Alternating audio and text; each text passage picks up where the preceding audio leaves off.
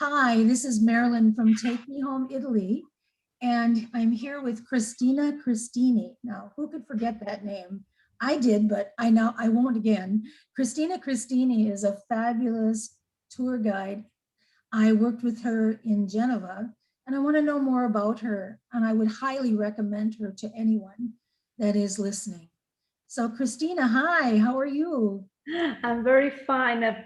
Ciao to everybody. And first of all, thank you, Marilyn, for this opportunity. And you're so sweet with your words.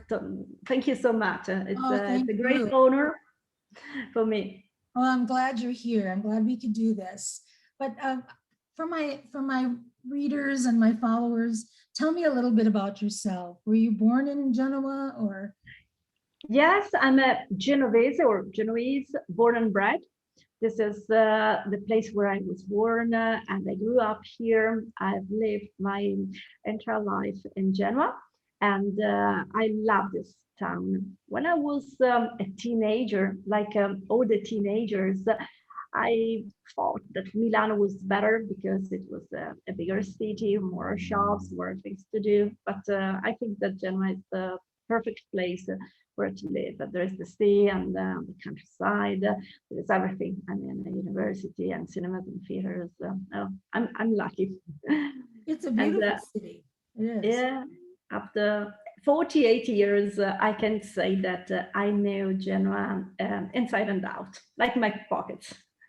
Yes, and you also studied to be a tour guide, right? I mean, that you Yes, become a tour guide. uh, I chose to become a tour guide after school because I studied tourism in school. And afterwards, I was looking for a full-time job in a travel agency or in an office, but it was not easy. It was hard in 1992.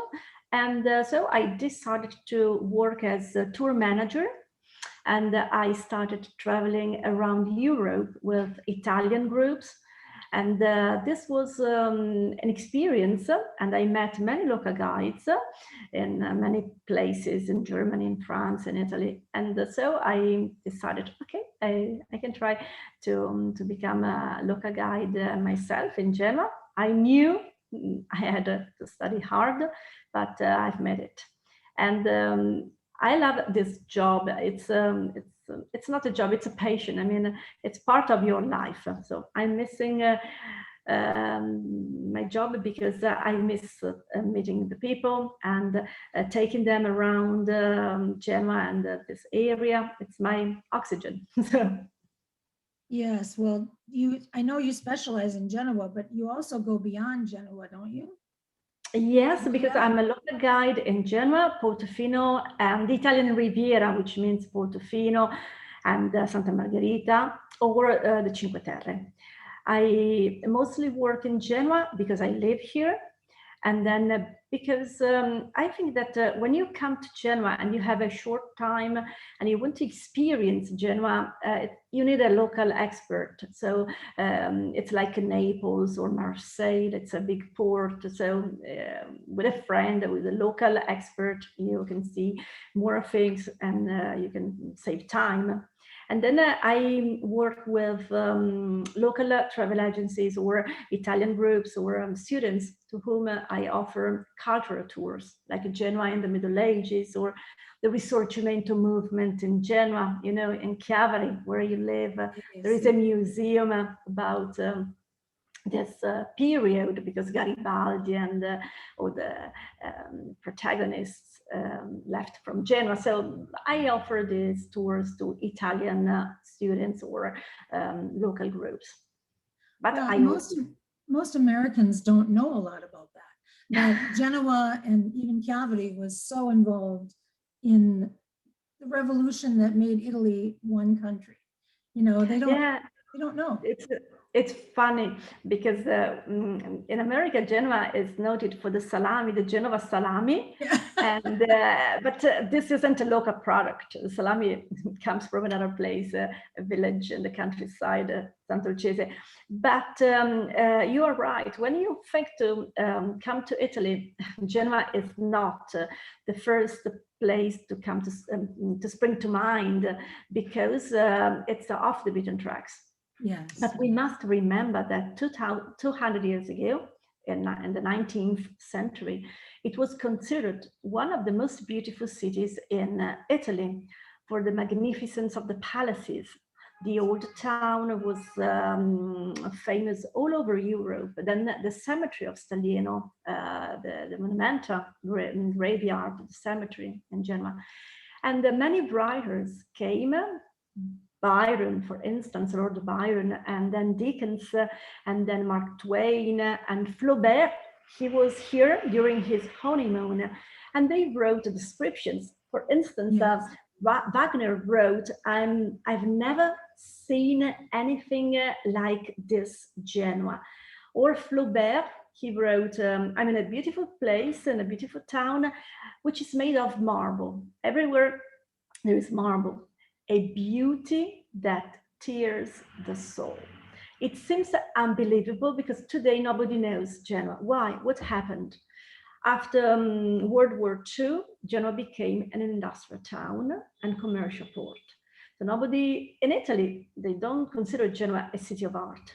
It took time, and in the beginning of the 90s, we understood that it was time to restore Genova to become again a tourist destination. And we must thank Renzo Piano, the famous architect. Renzo Piano had the idea of reopening the waterfront, and he built the aquarium, the biosphere, the bubble, Yes. and then the old town was restored. And this was in 1992 because of the 500 years of the discovery of America. Cristoforo Yes. Colombo was born in Genoa. He is Genovese. So this was the first date. Then in 2001, the town of Genoa was the seat for the G8 summit. Yes. In 2004, Genoa was the culture of the European culture, the European capital of culture. You know that every year the European Union candidates one or two places to have to receive the title of capital of the culture. And in 2004, this was Genova. So, and then in 2006, some monuments, the highlights, were put on the UNESCO heritage list. And this is the beginning of a new era, so the rebirth of Genova. And I think that the people should come to Genoa because it's beautiful, because it offers, we can say, all the essentials of an Italian escape. There is the art and the culture and the history, museums, then the food, which is delicious, the pesto sauce and the focaccia bread and seafood. Yes. And then beaches, but also the countryside, because if you take the funicular, you can reach the countryside from Genoa in 20 minutes. And then it isn't overcrowded. So it's unlike Florence or Venice, of course, Florence, Venice, Rome, Naples, extra beautiful, but sometimes it's there are too many tourists, and you don't, experience the town like a local, because you can't find local people. They don't live in Florence or in Rome, Especially Venice. or because it's too expensive, unlike the old town in Genoa, where you can see local people buying food, or Yes. there are the supermarkets and the food markets, and many shops for the residents. So this is and the older town is the largest medieval historic center in Europe. The most of I didn't know that. the old town dates back to the Middle Ages. And then it's also an ideal base for traveling to the Italian Riviera, Portofino and Santa Margherita. It's not far from Milano or from Monaco and the French Côte d'Azur. So we have several trains from Genoa to Milano or Torino. So it's and it's less expensive than cities of art like Venice or Florence, of course. You know what, one of the things that you said that makes a lot of sense you were talking about how it's not as touristy in Genoa, and there are still people living there. And that is what I want to expose people to that I work with. People come to Italy because they know the story of Italy. They think it's beautiful. They're looking for la dolce vita. But what happens in cities like Venice, unfortunately, in the past, it has become so tourist geared that you lose some of the authenticity of the Yes. city. The same with Rome and somewhat in Florence, because there are so many expats that live in Florence, for instance. They've taken over the city in some ways. There are not a lot of Florentines that still live in the heart of Florence. And Rome is big enough that you can find some local people, but it's harder. Whereas Genoa is not, it's not set up yet to be a big tourist boom. It doesn't have the same attitude about bringing Americans there. So if Americans and those people who haven't discovered Genoa come now, they're going to see the real Genoa. If they come 50 years from now, who knows? But right now, it's a little off the beaten. It's the city Yeah. off the beaten path. And Yeah. Liguria in general is, for Americans, is hidden. It's true. We have so many hidden gems because Portofino is very popular, but then there is Camogli, the fishing village. And it reminds me of Normandy, the northern part of France. And in Camogli, we can see fishermen mending the nets on the sea promenade. Yes. It's so quiet. And I like the Cinque Terre, of course. But if you want to visit the Cinque Terre, you have to come in winter. Because this is the best period. It's warm, because in this part of Italy, I mean, it's warm in winter, and it's quiet. So even if the most of the shops and restaurants are closed, you can see the local people. You can sit on the bench and enjoy the sea view and the seagulls and everything. Because if you visit this area in summer, and there are some cruise ships in La Spezia, it's overcrowded, and it's not relaxing anymore. And there are many seaside resorts like Sori or Bugliasco, or and the people or Chiavari, where you live, it's one of my favorite places, but few tourists come. And it's so nice because you have the food market on the main square, and then the porticos with all the shops and many artisans. They still work in their shops, and then they are friendly. They are very, very sweet because they see few tourists, so they welcome you. Sometimes when you're in Venice or in Florence, of course, they are not. They don't treat you as they should. The thing about Chiavari too is you have that medieval centro storico with all the portici, which are stunning. All of them are stunning.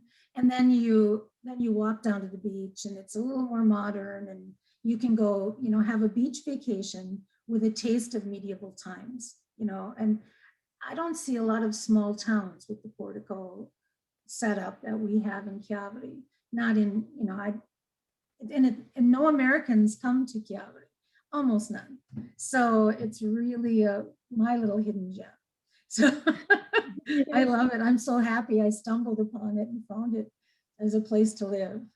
So, you have to tell to your friends to come to Chiavari, and also, Genova, but also the western part of Liguria. I know, of course, the eastern part, because I'm a local guide in this area. But if you go to Sanremo, Bordighera, then in the countryside, Dolceacqua, then there is Cervo. There are so many places, and British people and many German, many Dutch tourists, they come and visit that part of Liguria, which is beautiful, really, really beautiful. I was there last summer in the little break when we could travel, and I couldn't believe how beautiful it was. And I stayed on the water, but I traveled up into the hinterlands and saw all these little artisanal shops and wineries and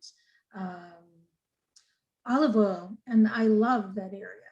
And I'm actually writing a book. I don't know if you know that, but I am, and I'm writing it about hidden Liguria. You know, places that are small towns that Yes. have artisanal places and beaches. I mean, like Veragoti, or Veragotti's right on the water, and it's this beautiful, colorful kind of Arab-looking town.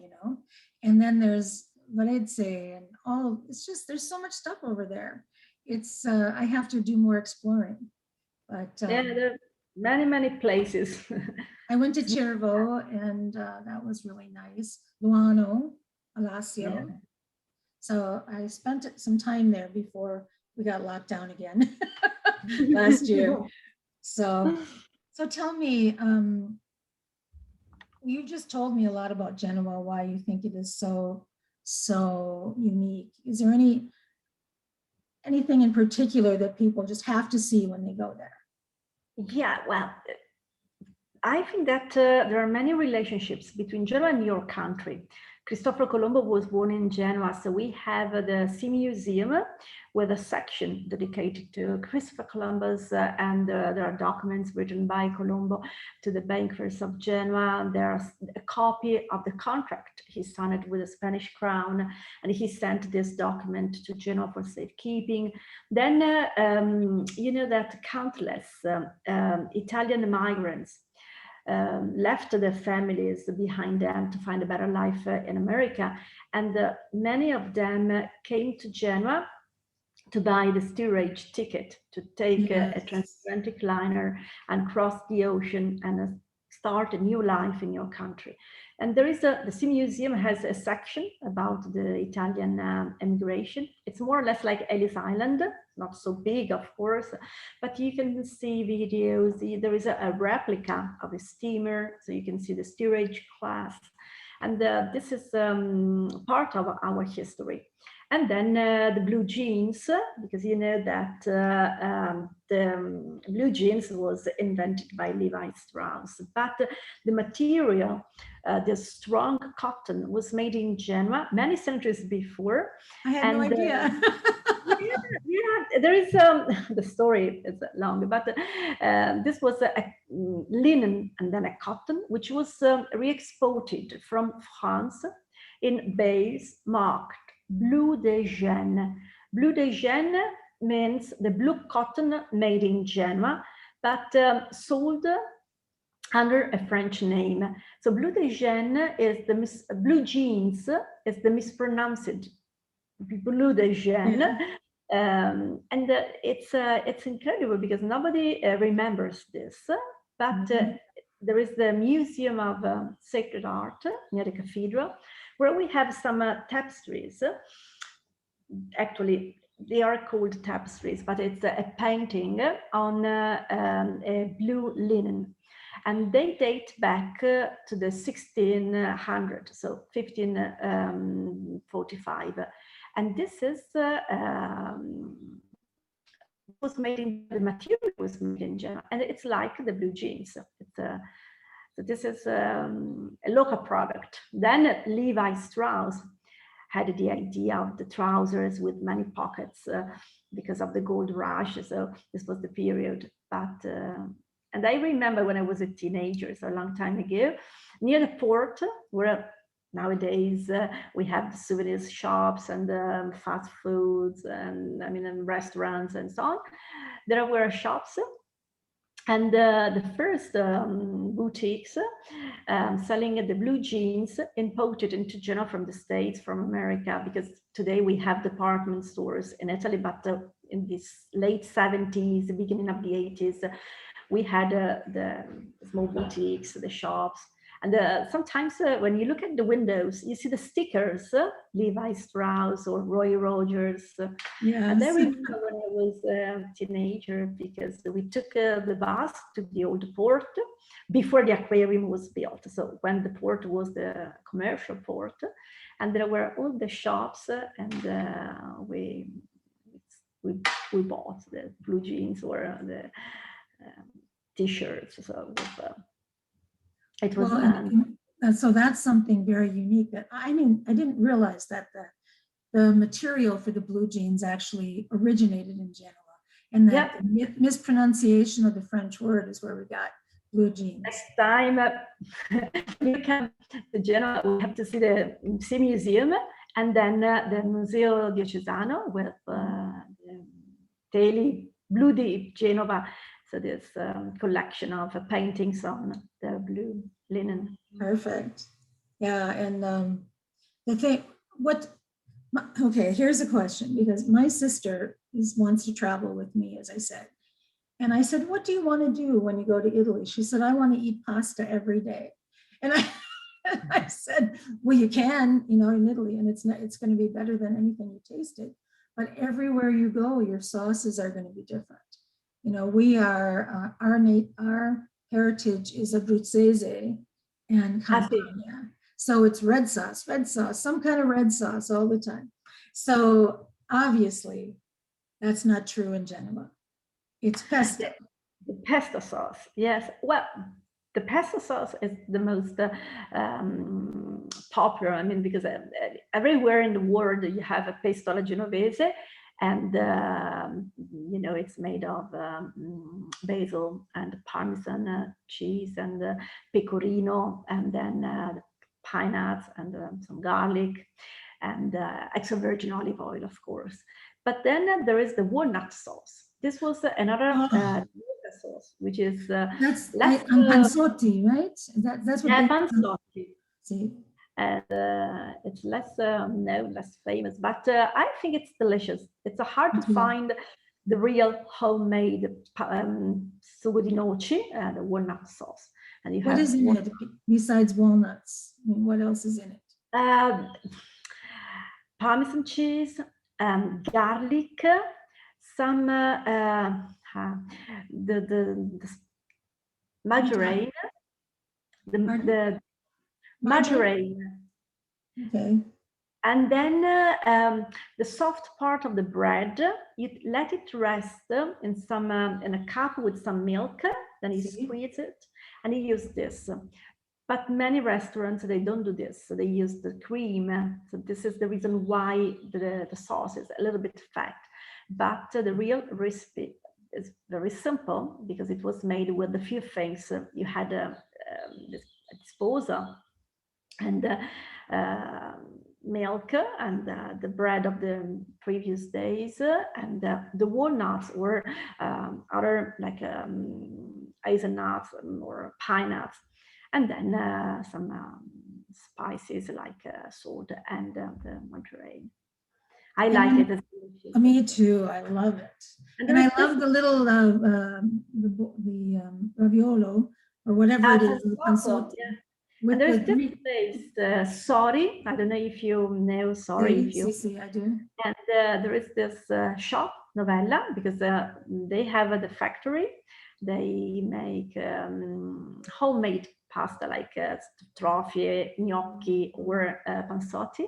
And they have the shop where they sell fresh pesto sauce and homemade walnut sauce. So many people from Genoa, they take the local bus or the train or they drive to Sorry to buy the food. I mean, the pasta and pesto and salsa di noci in Sorry. Yeah, that sounds like a nice seaside resort. It was a fishing village. Yes. And some weeks, a month ago, I was there with the local school, with the local students of the local school, and we have visited the village, and we have seen the birth certificate of Pablo Picasso's great-grandfather. Tommaso Picasso was born in Sorry. This is the reason why Pablo Picasso, because Picasso was the last name of Pablo's mother. And he knew he was from Liguria, so he came to Recco and Santa Margherita. He was looking for the documents, but he didn't find them. They found years later, and Sorry is the place where Tommaso Picasso, Pablo's great-grandfather, was born. So the students were excited because they were in the sacristy with these books dating back to the 18th century, and they could touch and read the name of Picasso. There are many Picasso. Picasso is a very popular family name in this part of Italy, Oh, Recco, and really? there are some, yeah. Amazing. Parodi, Picasso, these are the local names. Yeah, there are different names up here than I anticipated too. So, but I didn't know about Pablo Picasso. Actually, I Yeah. should have, because that's an Italian name, but I didn't. Yes, and he chose this name because of the sound of the double S, Picasso. And in Spanish, they don't have this sound. And and there is another painter. This is so funny because there is another painter, Matteo Picasso, who was from Recco. And so Pablo Picasso, when he came, he bought some paintings by Matteo Picasso, because he thought, okay, probably he's a member of my family, but this was his idea, but there is no evidence in the documents. No, but there is something about, like, for me, traveling in Italy, and my last name is Ricci. So Ricci. Whenever I see Ricci, it's everywhere. There's Ricci's everywhere. But Yeah. I meet them and they want to meet me, and they maybe, 500 years ago, we all came from the same place. But so it's kind of fun to see my name, because I was related to pretty much everyone in town that was named Ricci when I grew up. There were a few people in the town next door, but other than that, I was related to everyone. So it's kind of fun. Anyway, these are the kinds of things I like doing. I like finding out about. So I would have, if my name was Picasso, I would have bought a picture of a piece of too, If I looked at some clothing store that was Ricci, I can't remember, a designer or something, or maybe it was the store. And I went to a bar that was named Ricci in Genoa. There's a Ricci designer. Yes, a jewelry shop. So if you want to buy some rings or bracelets or something, there is it's near the train station in Via San Vincenzo. Oh, have to go. Yeah. I found this, I was in Tuscany and we were driving by this bar, and it was Bar Ricci. And so my friend stopped the car and I went inside and introduced myself. They gave me pens with the name on it and took pictures like I was their long lost relative. So, I mean, there is something about that for those of us who are Italian American, that when we find someone with our name, or, it kind of gives us a feeling of belonging here. And I can imagine Pablo Picasso wanted to honor another painter with his name. Yeah, so because that's exciting. That's fun. Oh gosh, there were so many things I wanted to ask you. How I know that you've done this. I actually sent you a name recently, but you shared with me when we were together that occasionally people contact you because they were trying to find documents. They're trying to find their family history. Speaking of Italian Americans and Italian Australians and Canadians and whatever, a lot of us are looking for our histories now. And you have done some work or some chasing down of documents for people. Why do you do that? Why did you choose to do that? Yes, because a long time ago, I think it was 17 years ago, before Lorenzo was born, or many years before my son was born, I met a couple from San Francisco. I remember their name, Mr. and Mrs. Oneto. And I met them in Portofino, and I was with a driver. And they didn't want to visit the Portofino or the Italian Riviera. They were here in Italy because they wanted to go to Villa Oneto, which is a remote hamlet on the hillsides in the countryside, not far from Chiavari.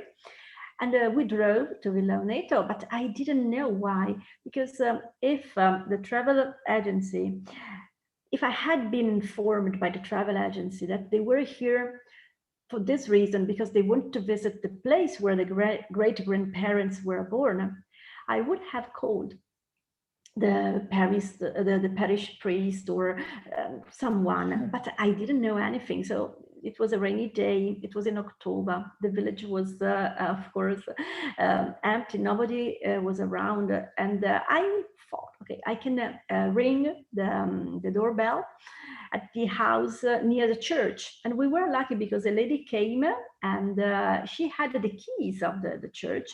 So at least it was possible to enter the church and open the sacristy. And they found the documents, but not the documents of their great grandparents, because in these places there are many documents, and the people, the 90% of the people, they have the same name.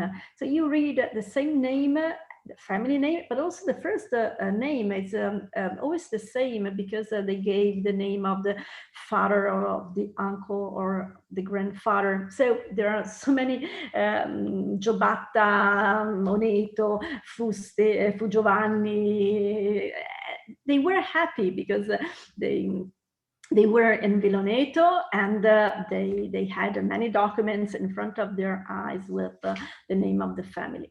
I was sorry because I didn't know that they were here for this reason. So this was a service booked through a travel agency. So when people call me, I'm happy because I have time to take contacts, to make phone calls to the registry office and the parish church.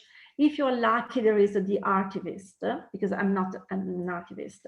So if there is somebody like an archivist or an historian, they help you. And now I'm working with Carla in Chicagna for Bacigalupo, for Carlos, your friend. It takes time because the registry office in these places, every day there are many people sending emails. They want to know if there are documents, and this is an extra job.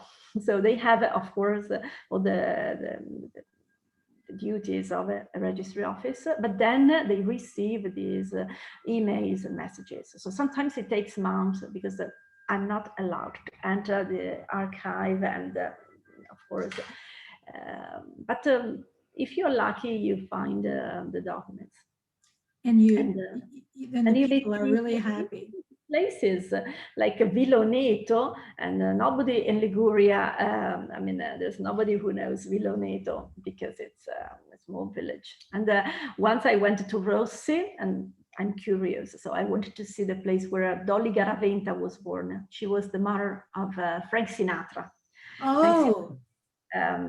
When I was a young teenager, he used to come every year in Genoa because Dolly Garaventa, his mother, was from Rossi, which is not far from Recco, from Genova. And then A.P. Giannini, Amedeo Peter Giannini, the founding father of the Bank of America and the Bank of Italy and Transamerica Corporation, was born in San Francisco, but the family was from Favale. And Brian Boitano, he is from Favale as well. So he has a nice... He's from Pavan? Brian Boitano. He's from which town? Yes, I know. Favale di Malvaro. Okay. And it's not far from, it's in the Val Fontana Buona. Didn't he redo a house here too? Yes, because he found the house of the great grandparents, and he bought it and he restored it. And once I was there with some friends from America, again, we went to Monte Girfo and we drove to Favale, and I've seen Brian Boitano's house. Really beautiful. I'm sure. Yeah, and I had seen that on television, actually. They were filming it as he repaired it. Yes, there is a program about the renovation works of this building of this, country house, and yes, I've seen something on internet. So you get some satisfaction in helping people find their roots. Yes. Is what's happening. You make friends, and sometimes I work with my husband. He is a taxi driver, so I drove to Monte Girfo and Favale with him, and we are so happy because it's like traveling with friends and not clients. Because if you receive the email from your, client, you know him before his arrival, her, them, and so you can customize a tour, and it's you know the person you're waiting for, because when a travel agency, or if you have people from the cruise ship, I mean, you have 50 people, and it's impossible to give a special, treatment to everybody, and there's no time, because you have many things to do in a short time, and it's a pity, because we love, this contact, this job. It's part of the job. If you are a local guide, this means that you love meeting people and talk with them, and all this. For some reason, your picture is frozen, but I can still hear you. I don't know what's happening. Can you hear me? Your picture, oh, now you're moving. There you go. Yeah. Your picture was frozen. But I started my business too, to try to help American, especially Italian Americans, try to find their roots. And I've done that with a couple people and connected them with people like you, or genealogists, and find their town. And it's very rewarding. I like doing it, but there's not enough of it to be a full-time job. But I must tell you that I cry with them, because when you are so lucky to find some cousins, and they open in their house and you see beside them and they translate, it's I remember all the faces, the names, so it's part of my the history of my job. I'm lucky because I've met many people in more than 25 years, and some are in my heart, and they will be here forever, because you remember the tears, the emotion. Yes, this is incredible.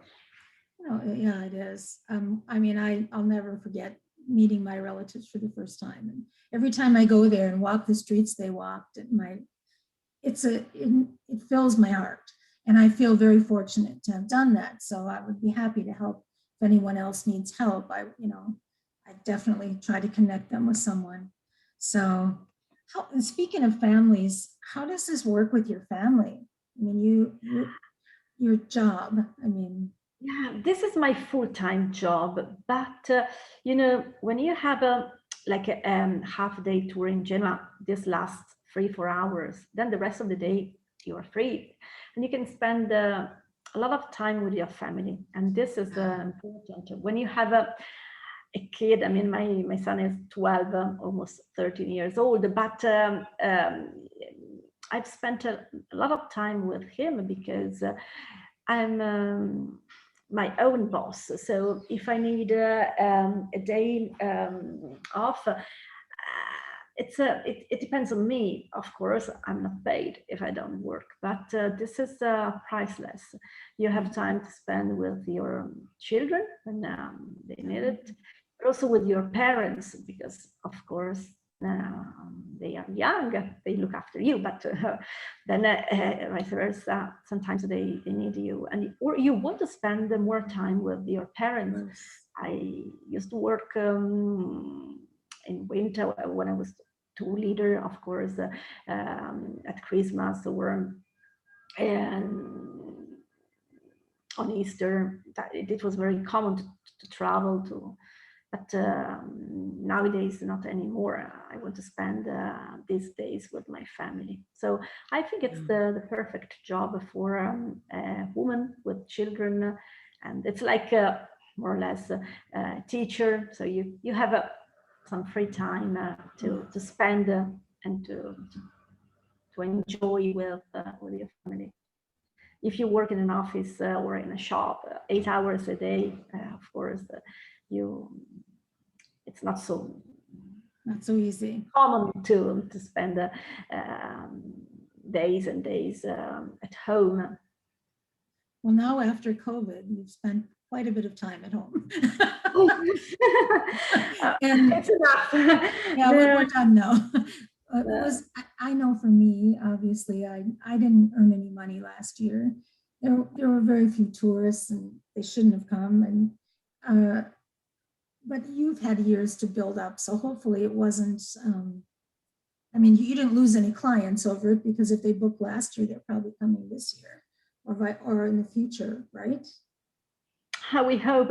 Well, we all know that we will have tourism again, but who knows when? And this is the worst thing, because you know that, of course, in 1-2 years there will be the global tourism again, but probably it will take time.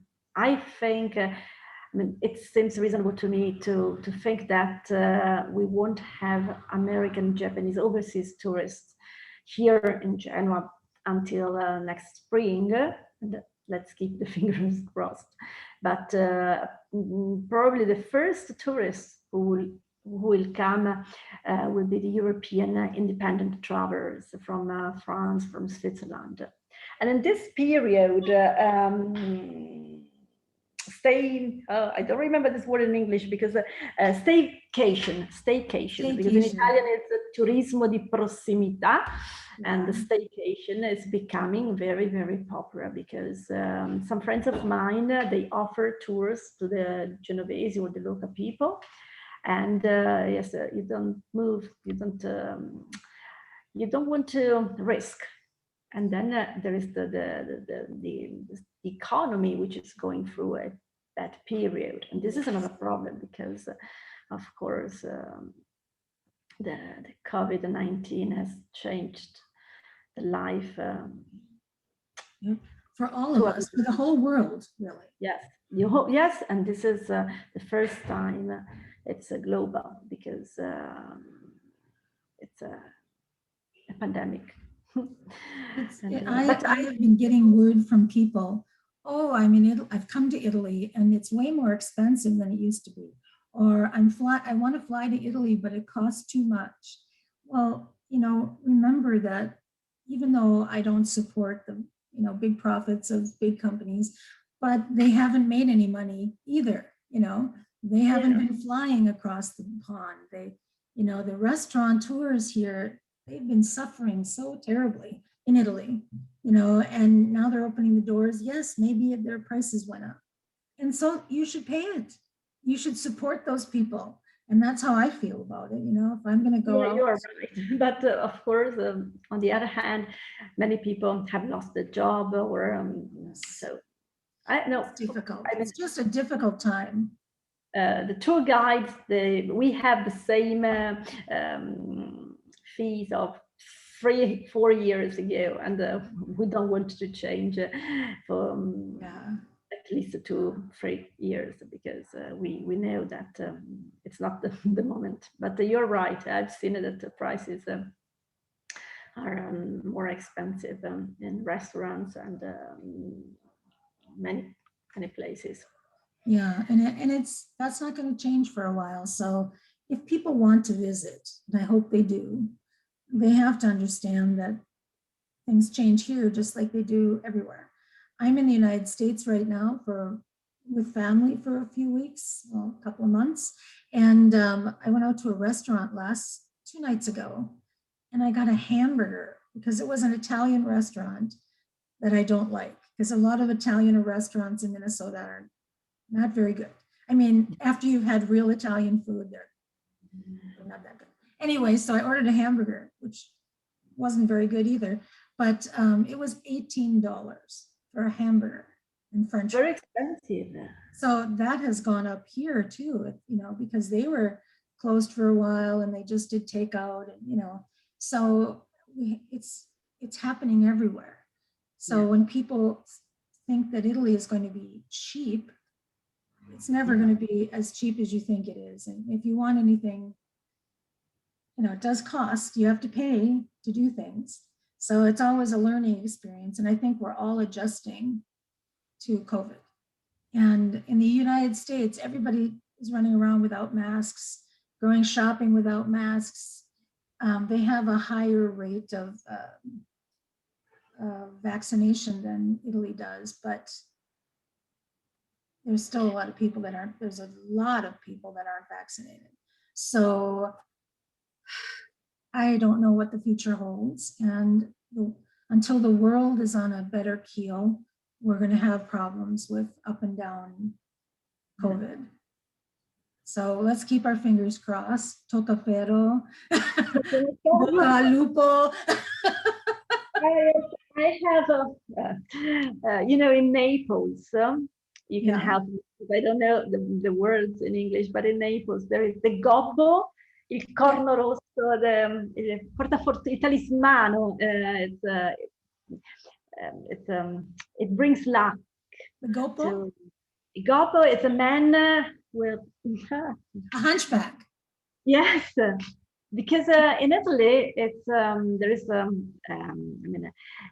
it's common. I mean, it is said that if you touch him, he brings luck to you. Oh my gosh, I didn't know that one. And I have relatives in Naples, so. And then there is the red horn. Yes. And the ferro di cavallo. So it's in Naples. The horn of luck. Yeah, they sell this souvenir. And I bought it when I was in Naples. Yeah, no, but I feel lucky because nobody in my family has been affected by COVID, and this is the most important thing, because when you see, we have seen so many people dying, and it's the only thing you thank God every day, thank, because we are all alive, and you understand that work is not what matters in life.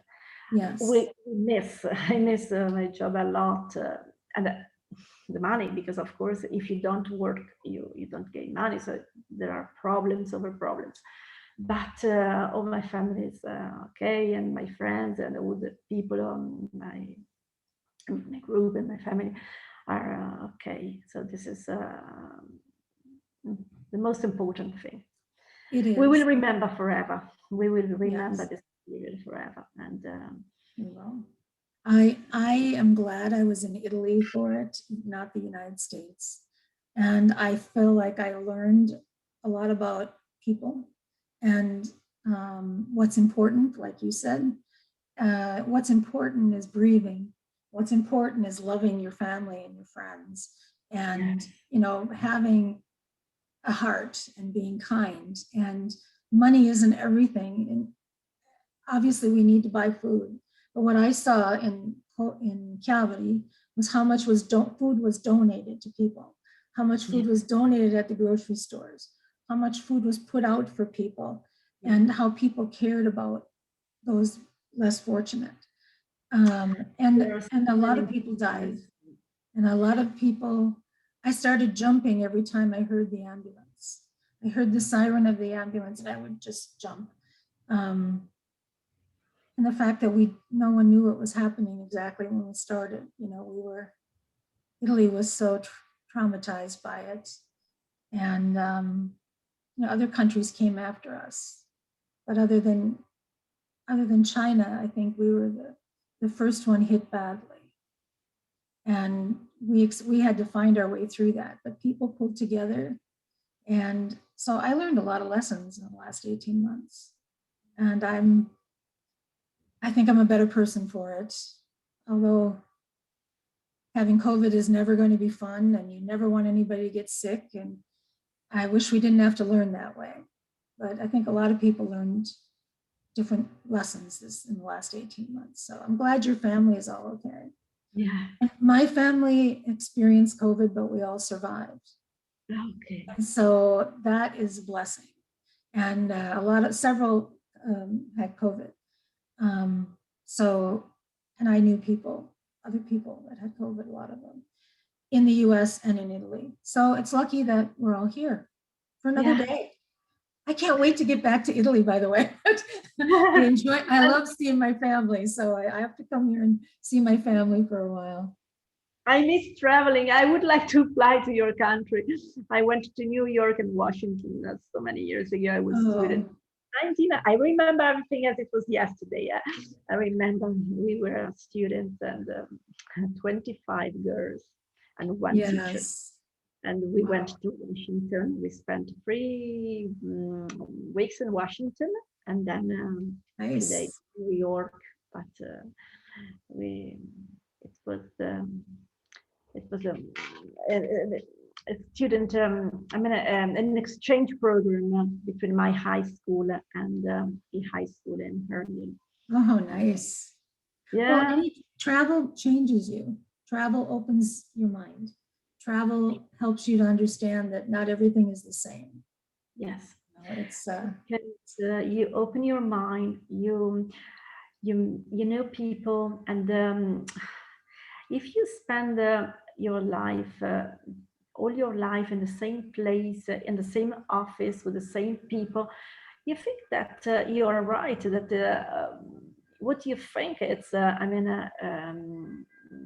right, and others other opinions are wrong. You don't stop and think, okay, I can learn from other people, and other people can learn from me, and you can yes, share emotions. Now, I miss traveling a lot.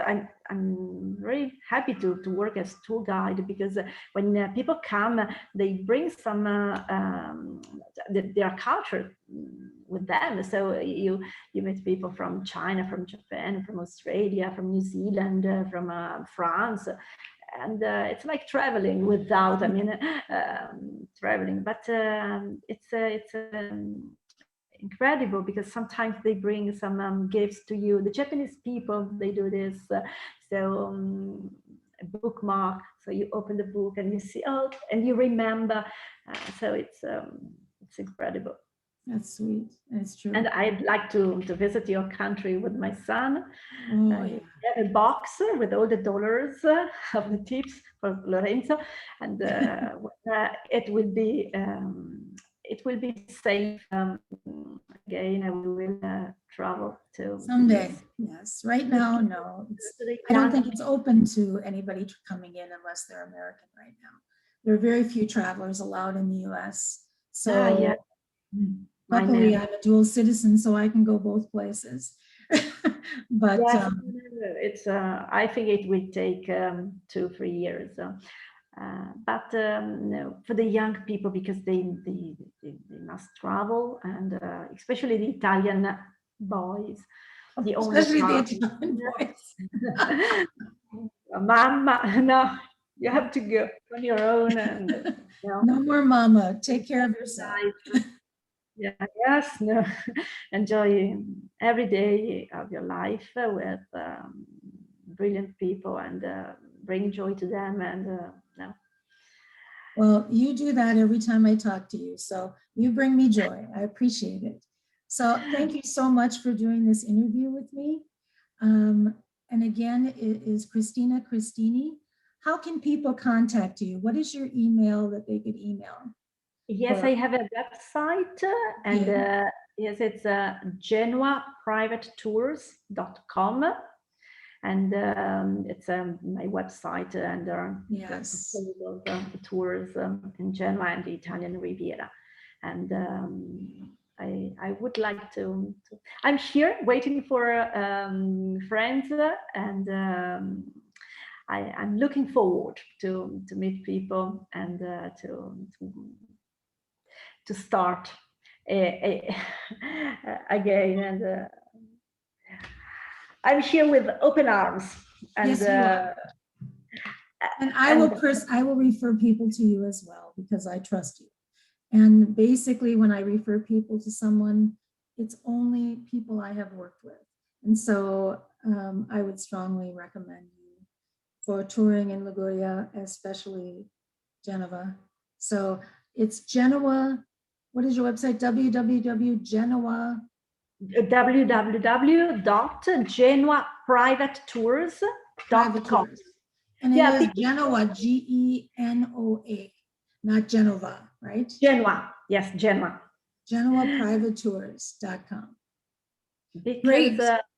I think that a private tour is, better because it's customized according to your needs and requests, and then more time to spend together, and then you know that the local guide, the person who will be with you, is the person who is answering your email. Because if you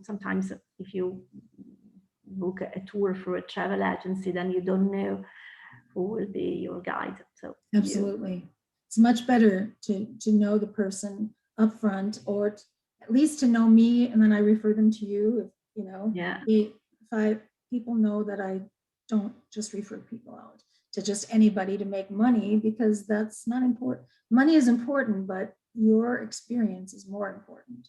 So yeah. I like private tours because a lot of times there's 4 or 6 people traveling together. It's not, you know, if you're in a group of 50, you're never going to get much, and like you said, personal touch. And so if you can go on a smaller group tour or a private or semi-private, that's the best way to experience Italy. And a good tour guide really adds to it. So thank you so much. Thanks a lot. Posting See you this soon. See you in the fall. I'll be back in autumn, Go okay? back here, call me. I Grazie. will. Ci vediamo dopo. Ci vediamo. Ciao. Ciao, Marilyn. Ciao to everybody. Thanks a Ciao. lot.